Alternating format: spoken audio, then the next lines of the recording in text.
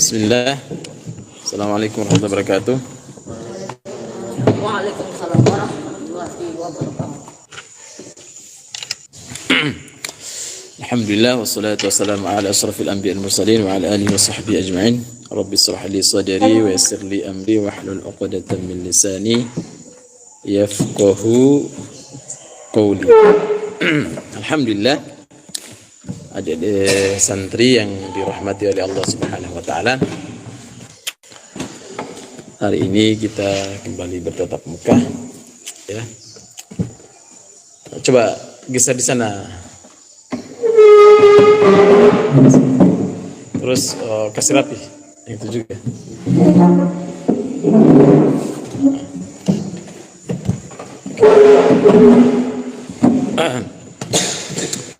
Kita bertatap muka kembali, ya, dalam rangka belajar, ya, thalabul ilmi, belajar. Insyaallah semuanya datang ke sini bukan untuk main-main, ya. Siapa yang datang main-main di sini? Tidak ada yang datang main. Dari rumah sudah kalian niatkan untuk belajar. Untuk belajar. Jadi adik-adik, ya, maka oleh karenanya itu semuanya harus semangat belajar, nggak boleh main-main. Orang tua kalian di sini, ya, sudah menitipkan, mempercayakan kalian kepada guru-guru di sekolah. Harusnya kalian mungkin main di rumah, ya, belajar di rumah, karena mungkin orang tuanya kalian tidak ada waktu untuk mengajari kalian, maka dia titipkan di sekolah untuk belajar, ya, untuk belajar, bukan untuk main-main, ya. Lah upan, ya, harus datang belajarlah. Farhan, ya, semangat untuk belajar semuanya, ya, tanpa terkecuali. Kaisal, ya, jangan malas-malas, baik itu pergi di sekolah maupun pergi mengaji malam-malam, ya, belajar apa saja itu harus semangat. Tidak boleh semangatnya, ya, semangat masih kecil-kecil tapi sudah tua, sudah tua renta. Semangatnya kayak semangat orang tua, dikalahkan sama orang tua, sholatnya malas, ya. Lihat orang-orang tua itu, mereka semangat, padahal orang tua itu mereka sudah lemah, fisiknya sudah semakin lemah, semakin tua itu fisiknya sudah semakin lemah. Tapi lihat itu orang-orang tua, mereka rajin ke masjid. Nah, kita yang masih muda, ya, lah Farhan, lah Kaisal, lah Andes, ya, lah Naufal, lah Revan, semuanya masih kuat, insyaallah, ya, masih kuat, masih, ya. Tapi sudah kalah semangatnya, sudah kayak fisik-fisiknya orang sudah tua, sudah tidak, ya. Maka kalian jangan kalah dengan yang sudah tua, ya, harus, ya, harus lebih semangat daripada orang tua, ya, harus lebih semangat daripada guru-gurunya, harus lebih semangat daripada perempuan, ya. Perempuan itu mereka rajin, Pak, ya. Dulu para sahabat itu, ya, semangat. Para salaf, orang-orang yang bersama Nabi itu dan orang-orang yang mengikuti mereka itu semangat. Bahkan mereka, ya, rela mengorbankan diri mereka untuk terkena panah, ya, dipotong tangannya, ya, untuk agar Nabi itu tidak terluka. Nah, seperti itu semangatnya mereka. Itu para sahabat itu.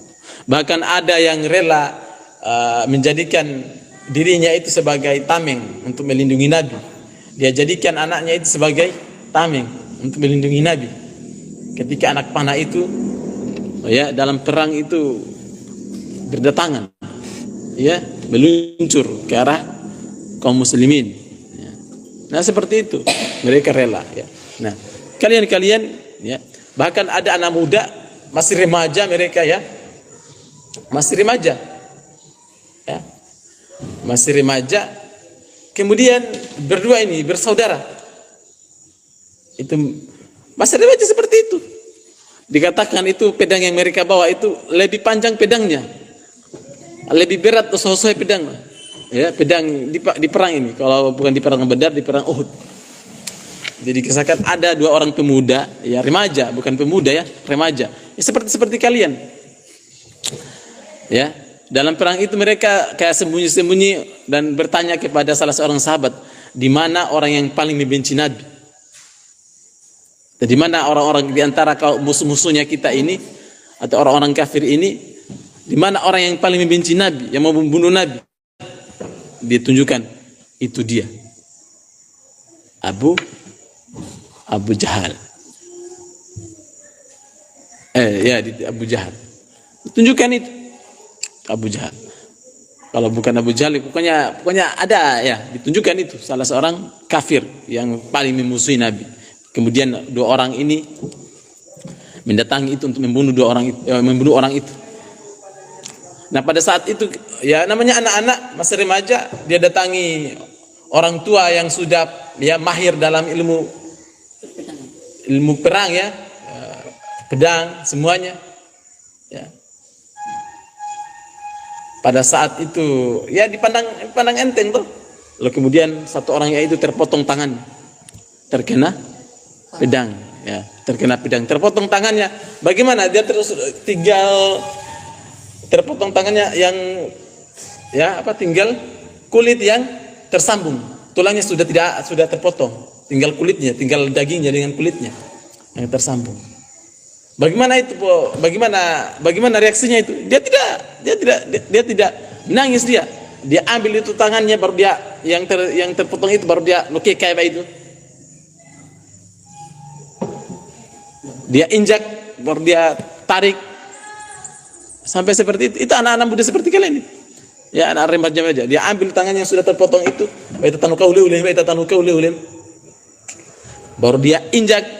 Kenapa? Karena dia kalau masih dia tidak bisa lepaskan ini, dia menghalangi dia tuh untuk bergerak untuk membunuh ini orang. Berdua Pak, serangi dua nih, yang kulai ini.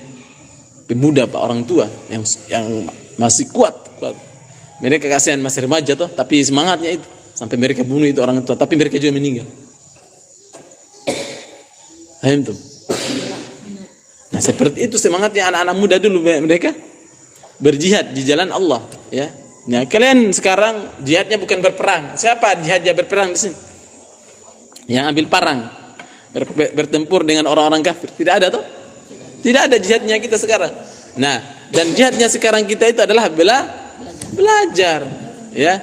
Kalian dari rumah itu sudah ya dititipkan orang tuanya kalian kepada ya sekolah untuk agar kalian di sekolah itu semangat belajar, ya. Nah, teman-teman kalian yang datang di sekolah kemudian tidak mau belajar itu, ya mereka itu ya berdosa, ya sudah mengkhianati orang tuanya dia kira itu ini ya lah, ini dia pergi di sekolah, dia belajar dengan baik, tapi ternyata dia di sekolah hanya datang untuk tunggu MPG ya, makan bergizi gratis ya. Pada saat di ruangan dia tidak hadir belajar. Pada saat makan dia yang paling pertama ambil nasi. Itu kurang ajar namanya itu, ya. Ada yang di sini? Pasti ada toh, pasti ada, ya. Insyaallah ada, ya. Jangan begitu Pak, ya. Dia sudah mengkhianati orang tuanya, sudah mengkhianati, ya, kurang ajar sama gurunya, juga tidak menghargai teman-temannya, membuat teman-temannya ya tidak semangat. Kenapa lah itu dia belajar, ya. Jadi ikut-ikut temannya jadi malas, ya. Jadi membuat dia temannya itu malas belajar juga, ya. Dia menyebarkan virus dan penyakit. Jadi kasih tahu teman-temannya kalian malas-malas itu. Fahimtum? Fahim. Nah, baik, ya. Jadi semuanya harus semangat belajar. Jangan ada yang main-main. Kalau mau main-main lebih baik di rumah saja, ya, di rumah saja, ya. Jangan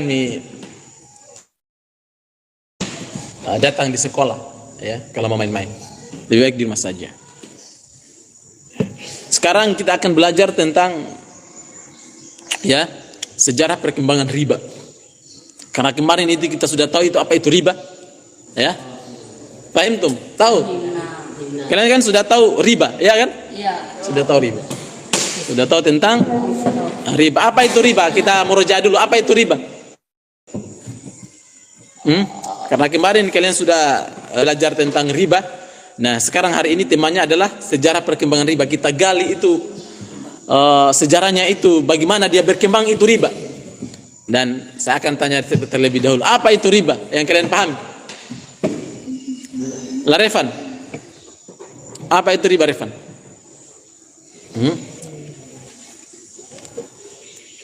Ya? Tidak tahu? Laupan, apa itu riba laupan? Jangan sampai laupan dia sudah peot, ya, dia sudah pikun-pikun. Saya sudah belajar tapi saya sudah lupa. Ya. Apa itu riba laupan?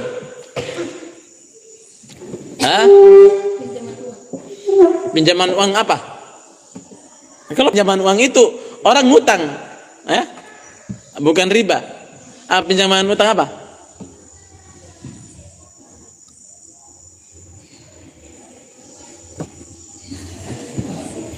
Ya, benar tapi masih perlu disempurnakan. Apa coba La Andes? Apa itu riba La Andes?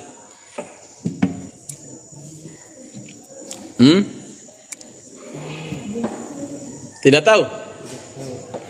La Kaisal? Ya? Tidak tahu, lupa? La Farhan, ayo Farhan, dia senyum-senyum. La Farhan. Kayaknya saya yang gacor ini. Ayo Farhan. Ayo. Kenapa sudah loyo-loyo ini Pak? Tadi itu senyum-senyum lah Farhan ini. Iya, sekarang sudah loyo-loyo. Jadi kita ulangi lagi, kalian perhatikan, dengarkan. Riba itu adalah, ya, setiap pinjaman yang mensyaratkan adanya atau bunga, kelebihan. Umpamanya, coba kasih contoh laupan. Apa itu? Contohnya orang melakukan transaksi riba. Contoh, coba kasih contoh laupan. Contohnya lagi pinjam uang di bank 1 juta, baru bayar haknya orang yang bank itu harus bayar. Harus ada bunganya. Ada bunganya 1.500.000 kalau sembuh. Oh, pintar laupan itu ya. Masya Allah ya. Coba La Farhan kasih contoh yang lain La Farhan. Ya, ayo. La Farhan. Ayo, kasih contoh.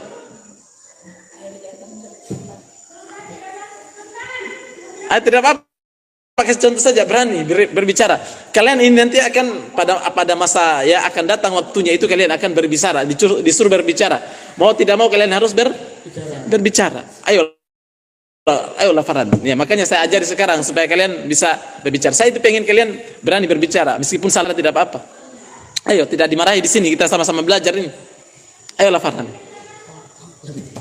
Ayo kasih contoh. Laupan kah atau sama La Andes kah? Ayo. Kasih contoh apa itu transaksi riba?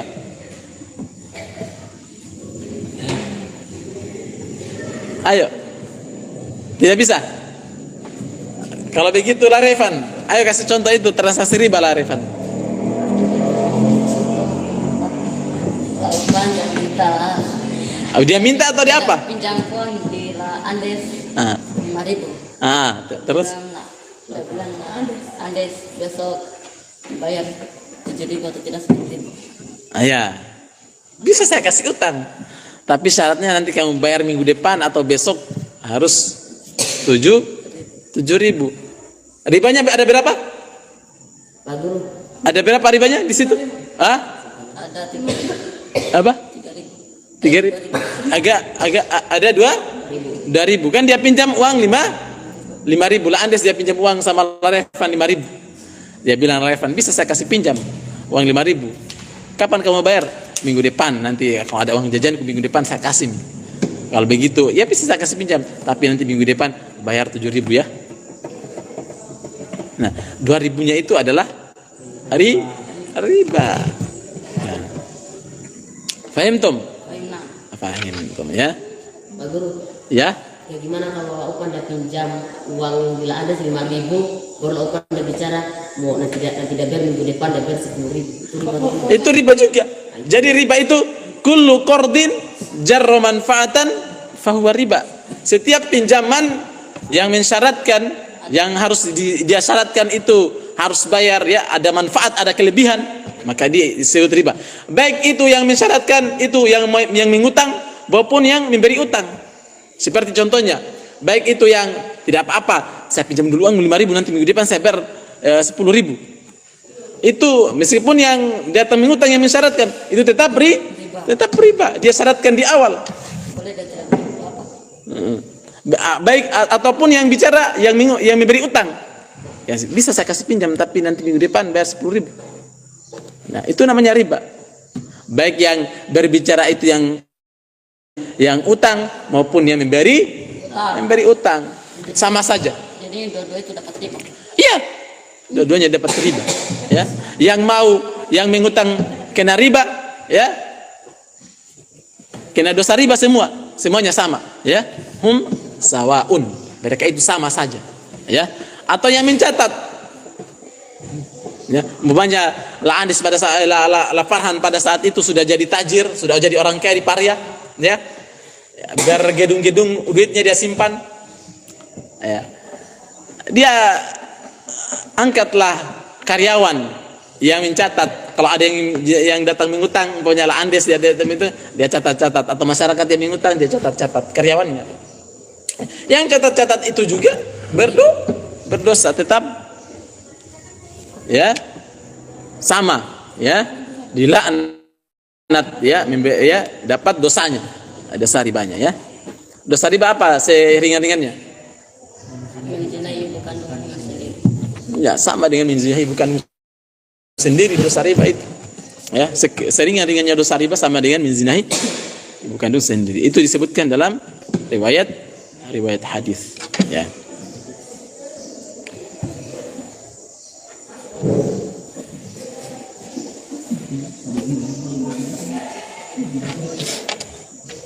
Paham tum? Final masuk final. Sudah pergi bukan?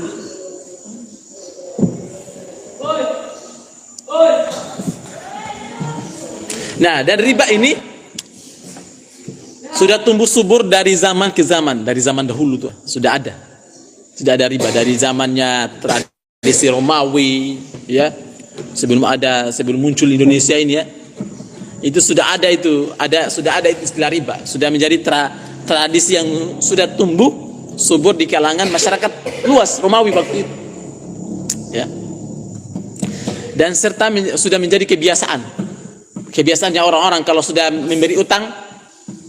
Ya, maksudnya orang-orang sudah lumrah itu kalau dia akan memberi utang umpamanya, maka pasti ada ribanya, pasti ada kelebihannya, ya. Meskipun pemerintah pada saat itu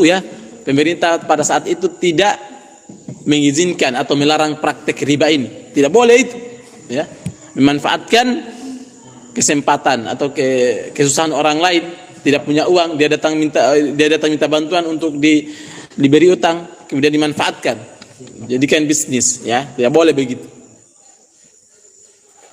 Dan larangan-larangan dari negara-negara Romawi itu, pemerintahnya dari zaman dulu itu tidak diindahkan sama pejabatnya sendiri. Ya, umpamanya di dalam negara itu kan ada presiden umpamanya. Ya, buat aturan itu presiden, raja, tidak boleh ada riba ini, ya, kita boleh ada transaksi riba. Nah, menteri-menteri DPR itu mereka melakukan riba juga. Dilarang sendiri sama pejabat negara dan orang-orang kaya. Kalau korupsi itu riba? Korupsi itu begini, ya. Banyak luas masalah korupsi itu, ya. Tidak hanya mencuri. Umpamanya La Andes suatu saat nanti La Andes sudah jadi pejabat, ya, atau sudah jadi kepala desa, atau mungkin sudah jadi pak guru, atau mungkin sudah jadi kepala sekolah. Nah, Pada saat lah Andes jadi kepala sekolah umpamanya, kita yang kecil-kecil dulu toh. Pada saat lah Andes jadi kepala sekolah Al-Amin umpamanya, cairlah dana bos. Dana bos ini makanya ada mejanya kalian, ada gedung-gedungnya kalian toh. Ada apa lagi tuh? Buku-buku papan tulis yang penghapus spidol ini toh, itu dibeli dari dana bos, dari pemerintah itu, hibah dari pemerintah, pemberian dari pemerintah untuk pendidikan, biaya pendidikan untuk sekolah-sekolah begitu. Untuk gajinya guru-guru kan digaji dengan yang honorer itu toh. Itu digaji dari dana bos. Nah, lah Andes dia jadi kepala sekolah, setelah dia cair dana bos umpamanya 100 juta, ya, dia korupsi, dia ambil itu 100 jutanya, dia bangunkan rumah, dia bangunkan bisnis, dia bangunkan itu dan itu sebagainya. Dia tidak bayar itu gajinya guru, ya, dia telantarkan itu, ya, alat-alat tulis dan lain sebagainya.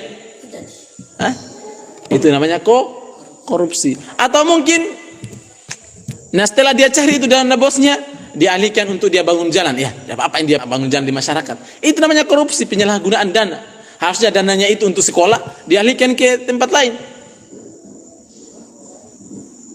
Jadi korupsi. Maka hati-hati kalian ya. Meskipun dia tidak makan itu, dia tidak makan. Umpamanya, ya tidak apa-apa ini kita setelah dia cari itu dana bos, umpamanya 100 juta, laris dia jadi kepala sekolah toh. Ya, tidak apa-apa ini kita buatkan saja ini usahanya pondok, semua 100 juta ini dia telantarkan itu gaji-gajinya guru. Mau kan usaha ini untuk sekolah juga ini. Itu namanya korupsi. Tidak boleh itu. Ya mentang-mentang itu, ya, harus dikembalikan sesuai dengan aturan. Sudah ada persen-persennya itu. Dari 100 juta itu 20%, 20 jutanya untuk gaji guru, 20 jutanya untuk ini, 20 jutanya untuk ini. Sudah semuanya sudah ada itu. Sudah dibagi-bagi. Sudah ada persen-persennya, ya. Dan ketika sudah ada persen-persennya begitu disalahgunakan, harusnya uangnya ini 20 jutanya ini dialihkan ke sini, tapi dia gunakan ke situ. Itu namanya korupsi, ya. Paham tuh? Itu kalau ada sisanya, ya, bisa untuk yang lain-lain yang kebutuhan untuk sekolah. Paham tuh? Yang penting amankan dulu yang sudah menjadi bagiannya itu toh. Amankan gaji guru, berapa persen untuk gaji guru, amankan. Kalau sudah semuanya diamankan, masih ada sisanya untuk perkembangan sekolah, buat taman toh, lapangan atau apa gitu untuk anak-anak, atau untuk alat tulisnya anak, beli buku untuk alat tulisnya untuk pelajarannya anak-anak toh. Nah begitu, tidak dimakan Pak, apalagi dimakan lebih berbahaya lagi, ya. Itu namanya korupsi dan mencuri itu, ya. Sudah korupsi, mencuri, ya. Nah, paham Tom? Nah begitu ya. Atau mungkin La Andes dia jadi kepala sekolah, umpamanya dia jadi kepala sekolah La Andes, ya. Setelah dia cair, ya, dia cair gajinya ini, dia ambil gajinya untuk 1 tahun ke depan. Tidak boleh begitu itu, ya. Saya sudah cairin dana bos 100 juta ini, saya mau ambil gajiku untuk 1 tahun ke depan. Umpamanya 20 juta umpamanya, atau 50 juta setengahnya ke depan, ya. Saya tidak mau gajian ini untuk 1 tahun ini, saya mau ambil sekarang. Tidak boleh, penyalahgunaan dana, korupsi namanya. Paham sampai di sini? Sudah tahu korupsi? Ya. Contohnya umpamanya siapa ini? Upan. Ini uang kamu pergi beli kamu pergi beli gula. Kamu pergi beli garam. Dikasih sama mamanya ini Upan, pergi beli garam. Tiba-tiba lah Upan, tidak apa-apa, tidak usah beli garam, beli tomat saja. Itu namanya korupsi. Nanti sisanya kan tomat lebih murah. Biar ada sisanya, ada saya, ya. Itu namanya korupsi, ya. Sudah paham sampai di sini korupsi? Ya. Jadi dan korupsi itu ya, korupsi itu hukumannya dalam Islam adalah dipotong tangannya. Orang mencuri saja itu orang mencuri dipotong tangannya. Apalagi korupsi. Korupsi kalau pejabat dia korupsi, dana-dana yang dari pejabat itu dia serahkan masyarakat, harusnya ini dananya ini untuk bantuan masyarakat, dia ambil semua padahal sudah ada gajinya itu 100 juta itu para pejabat itu. Karena gaji DPR itu ratusan juta itu per bulan. Tapi dia masih korupsi lagi anggaran dana. Kepala sekolah sudah ada gajinya itu tiap bulan. Dana bos dia cair, dia ambil semua atau dia ambil bagiannya untuk diambil 20% umpamanya. Padahal sudah ada gajinya itu dia. Tidak boleh ya menyalahgunakan. Atau mungkin tidak apa-apa saya ambil gajiku untuk 1 tahun ke depan, untuk 6 bulan ke depan. Padahal guru-guru yang lain ini belum digaji selama ya punya berapa bulan. Itu namanya korupsi, penyalahgunaan anggaran. Tidak boleh begitu ya. Harus disesuaikan ya. Masing-masing orang sudah punya hak menempatkan sesuatu itu pada tempatnya. Jadi jangan korupsi. Ya. Nah, kita kembali kepada praktik riba. Nah, bagaimana yang disebutkan tadi, praktik riba ini sudah sejak zaman dahulu ya, di zamannya Romawi ya sudah ada ya, kerajaan Romawi ya sudah ada, bahkan raja sendiri mengeluarkan aturan untuk ya mengeluarkan perintah untuk melarang riba, tapi sama pejabat-pejabatnya, DPR-nya sendiri dan orang-orang kaya melestarikan riba, tidak mematuhi perintah rajanya.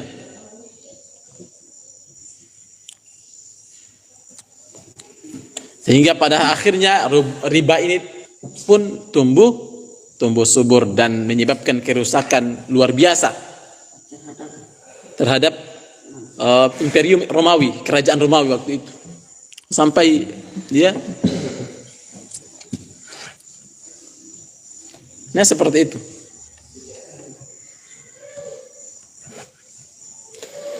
Kemudian begitu juga orang-orang Yahudi. Orang-orang Yahudi itu wa akhdhimur riba, disebutkan dalam Al-Qur'an itu Allah Subhanahu wa taala berfirman wa akhdhimur riba wa qad yanhu anhu wa aklihim amwalan nas bil batil. Dan orang-orang ya mereka itu memakan riba, orang-orang Yahudi, padahal sesungguhnya mereka telah dilarang untuk memakan riba. Orang-orang Yahudi itu juga dilarang dilarang untuk memakan riba. Ya. Lalu kemudian wa'tadna lil kafirin minhum adzaban alima, dan kami siapkan orang-orang yang memakan riba itu, orang-orang kafir itu siksa yang pedih. Dan kalian perlu ketahui ini adik-adik ya, riba itu diharamkan oleh semua agama, dilarang.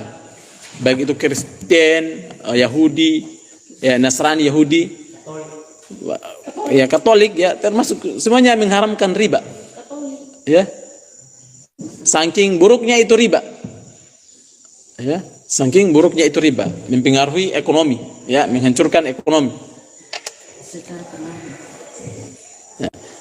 Tapi ya seperti itu. Namanya juga seperti kita, Pak. Di Islam sudah mengharamkan riba. Ya, tapi para penganut Islam semua masih tetap melaksanakan riba, dan itu ujian. Ya, ujiannya untuk orang-orang beriman. Sebagaimana orang diharamkan berzina toh? Kan kita diharamkan berzina toh? Diharamkan berzina. Jangan ada yang sandar. Diharamkan berzina, tapi tetap ada nggak yang berzina? Ada. Diharamkan minum khamar. Khamar itu minuman keras, tapi bukan es batu. Ya. Kalau minuman keras, bukan es batu tapi ya. Tapi masih ada nggak? Masih banyak. Diharamkan membunuh, tapi masih ada yang membunuh nggak? Banyak. Diharamkan mencuri, korupsi, masih ada banyak. Ya, semuanya banyak. Ya. Mencuri sedikit dengan banyak sama nggak? Sama. Ya, sedikit, tidak apa-apa saya ambil sedikit ini. Ya. Sama-sama, ya, namanya pencuri. Kalau sudah mengambil hak orang lain. Dan Allah itu baik itu riba, transaksi riba itu kan mengambil hak orang lain, ya, yang bukan haknya. Harusnya utangnya itu begini, ambil haknya orang lain, ya, sampai dia berlebih, maka itu riba. Kemudian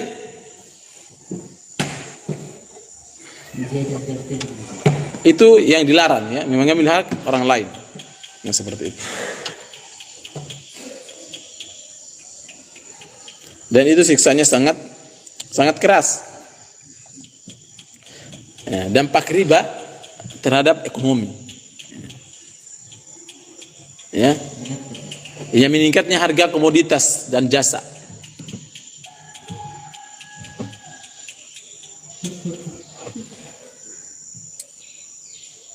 Ya, harga-harga barang bisa meningkat, ya, karena utang tadi toh.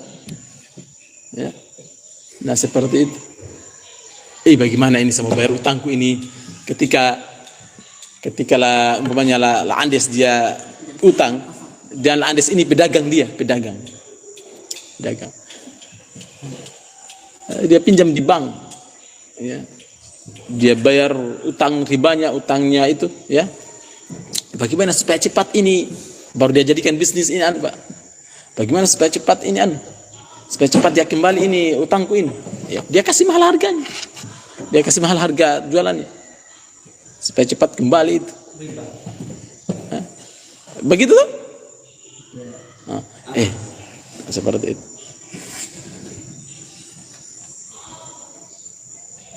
Ya, umpamanya lah Andes sebagai pedagang, dia mau berbisnis toh, tidak ada modalnya, ya, dia pinjamlah 50 juta umpamanya sama saya, umpamanya saya ini bank, umpamanya bank, dia pinjamlah Andes sama saya 50 juta dan saya umpamanya, dan pada saat dan saya kasih bunga 25 juta, jadi utangnya itu menjadi 75 juta umpamanya, ya. Kemudian lah Andes kan setelah dia pinjam uang otomatis dia jadikan bisnis itu kan, untuk bisnis, untuk modalnya, ya. Dia berpikir lah Andes, bagaimana caranya ini supaya utangku ini 75 juta ini cepat terbayar ini. Maka dia jualan OT harusnya dia 1.000, dia jual 3.000 supaya cepat kembali modal dan terbayar utangnya, dan terbayar maksudnya utang, ya, tagihannya itu, ya, cepat terbayar. Begitu. Sadis nggak riba? Sadis. Itu dampaknya, itu salah satu dampaknya.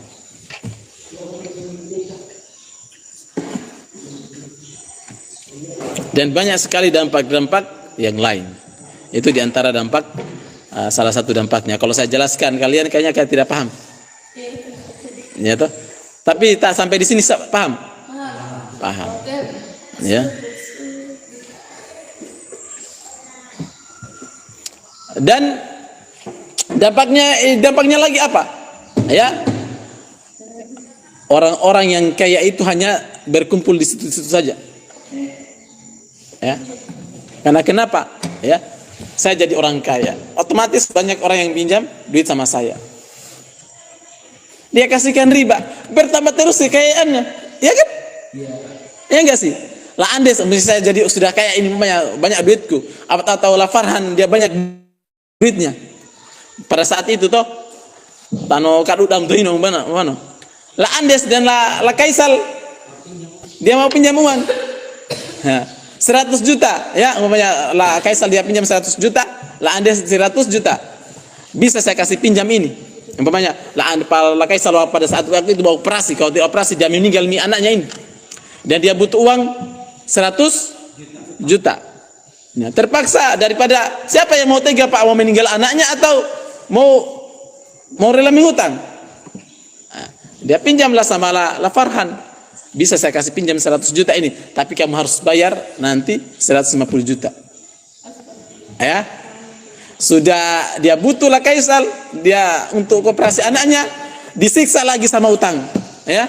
Dia mengambil kesempatan dalam kesempitan. Begitu itu orang transaksi riba.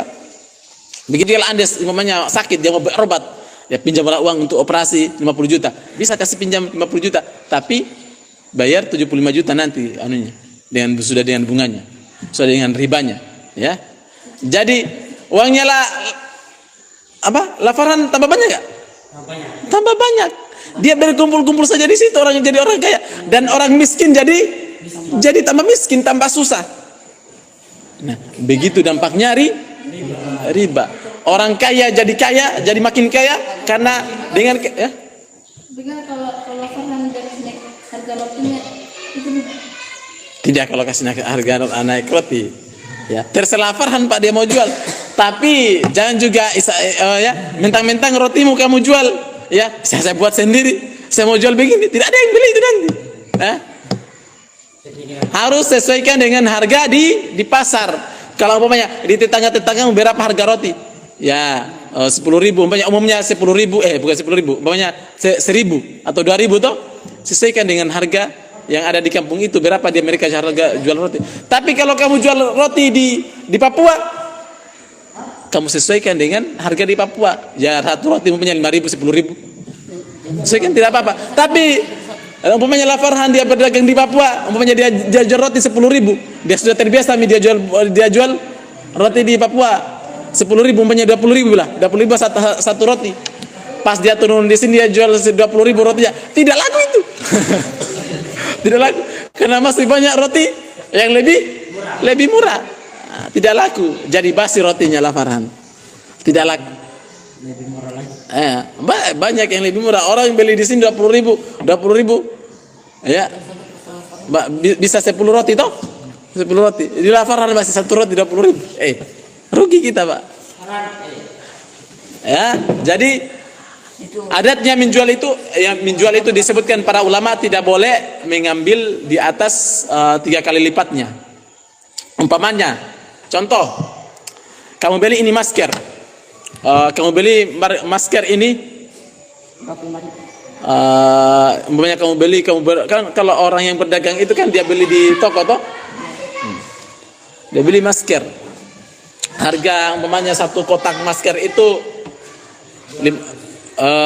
umpamanya 10 biji, 10 masker toh, kita hitung 10 biji, harganya umpamanya 15.000, umpamanya toh 15.000 kotak itu, ya, dia bisa jual itu, umpamanya pas dia ambil dia bisa jual ecerannya itu 2.000,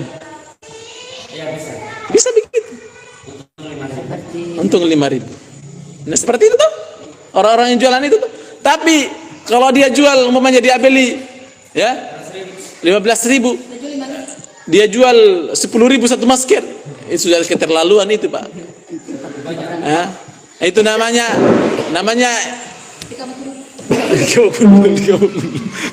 sudah keterlaluan itu, Farhan, ya. Harus sesuaikan ya dengan harga di sekitar, ya. Bukan hanya laupan ini ya, semuanya. Laupan juga ya, laupannya.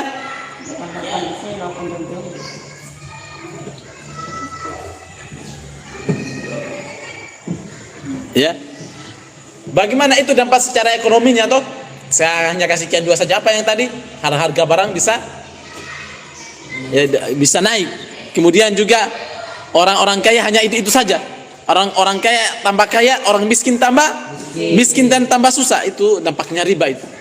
Kalian paham sampai di sini? Paham. Kemudian apa dampak sosialnya?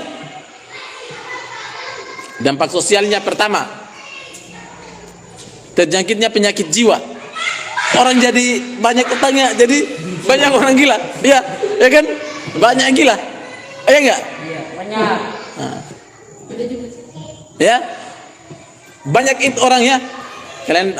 Kalian pernah dengar orang yang habis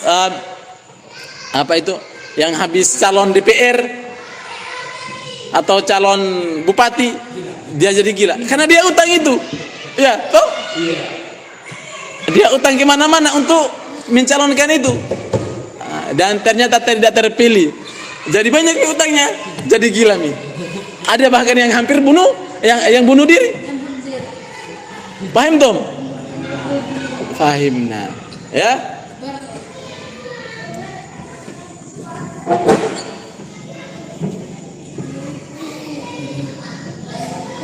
Ya. Baru terjadi kesenjangan sosial yang tajam di antara anggota masyarakat. Ya, yang kaya hanya itu saja. Yang miskin tambah miskin. Semuanya, Pak, berdampak pada buruknya kesenjangan sosial, dan masih banyak ya dampak-dampak yang lain. Ya, tapi saya hanya sebutkan dua-dua saja ya. Sebenarnya masih banyak. Nah, tapi biar kalian paham saja ya. Itu buruknya riba. Nah, di sini ada yang mau bertanya? Hah? Tidak ada. Jadi kalau ditanya tentang riba sudah paham? Hah? Sudah. Apa tadi dampaknya riba terhadap ekonomi? Satu. Itu dampak terhadap sosial itu. Yang kaya tambah kaya, yang miskin tambah miskin. Ya. Yang orang-orang kaya hanya berputar di segelintir orang saja. Orang kaya. Ya, seperti itu Bang itu. Bang itu sudah ya, dia tidak punya uang itu Bang. Bang itu dia tidak punya uang. Sejarahnya Bang itu kalian tahu? Sejarahnya Bang. Dia tidak punya uang itu. Ya.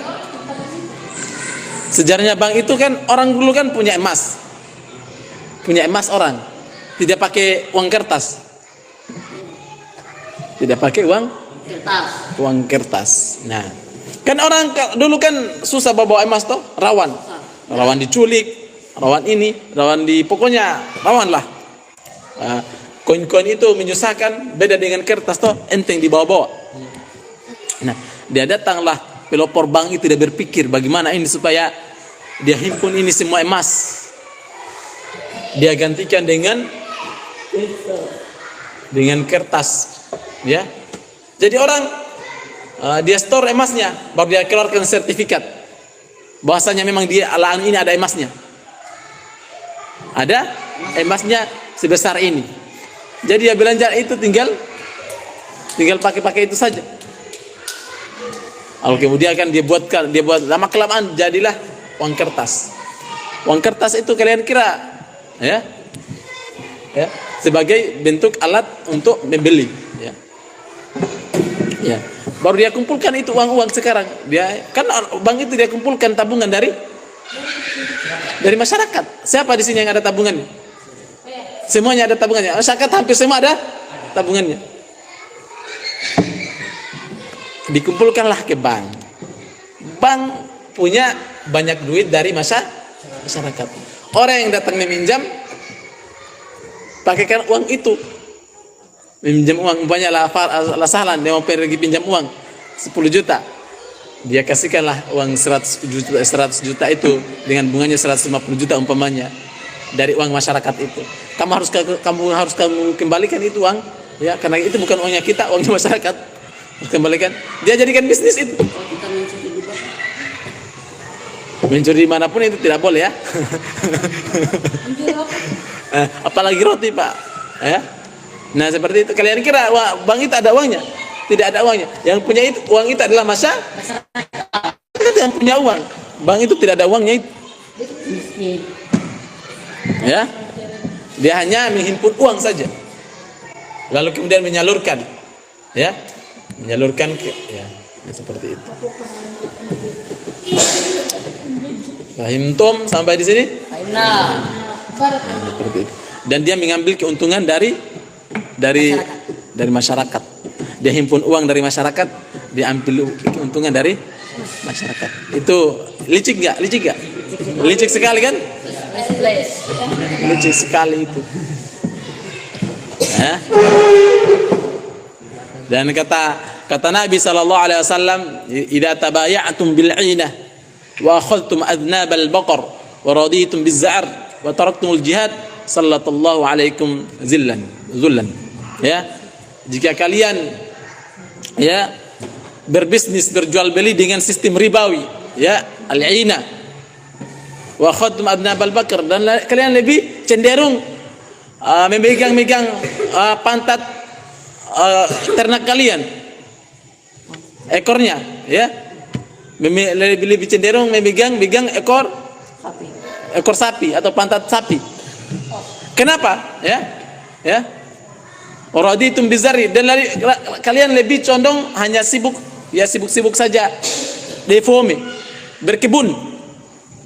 Wa taraktumul jihad, dan lalu kalian meninggalkan untuk bersungguh-sungguh di dalam jihad, dalam beragama. Tidak, kalian sibuk dengan ternaknya, sibuk dengan aktivitas ribawinya, sibuk dengan menanamnya, sampai kalian tidak mau sholat, tidak mau mengaji, tidak mau menuntut ilmu, ya, tidak mau berjihad di jalan Allah. Maka kata Allah, sallallahu alaikum dzullan, maka Allah akan menurunkan kepada kalian itu adalah kehinaan. La yanzi'uhu hatta tarji'u ila dinikum, dan kehinaan itu, kemunduran itu tidak akan dicabut dari kalian sampai kalian kembali kepada agama kalian. Faham tum sampai di sini? Bisa paham? Ada yang bertanya? Lah, Upan? Tidak ada yang bertanya? Mungkin ada yang kalian tanyakan? Tidak ada? Nah, Farhan?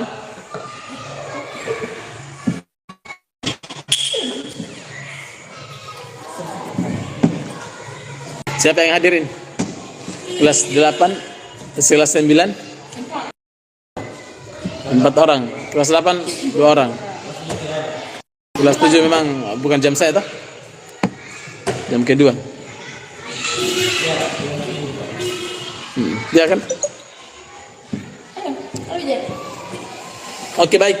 Mungkin kita cukupkan ya pelajaran kita hari ini. Lebih dan kurangnya mohon dimaafkan.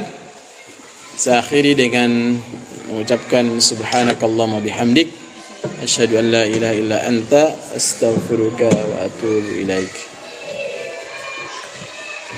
Oke dah.